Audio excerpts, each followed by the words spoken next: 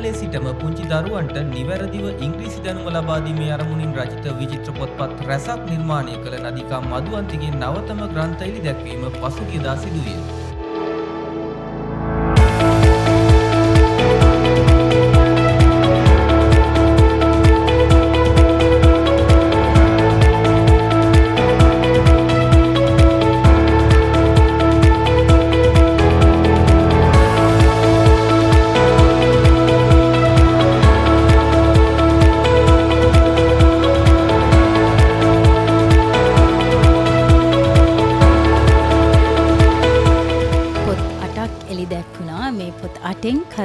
පොත් දෙකක් කතන්දර පොත්. ඉතින් මේකේ කොහොමද එකමුතුකමින් වැඩක් කරන්නේ, තමන්ගේ වැඩ තනියම කරගන්නේ කොහොමද කියන වගේ කරුණු තමයි මේ කතාවෙන් දරුවෙක්ට උගන්වන්නේ.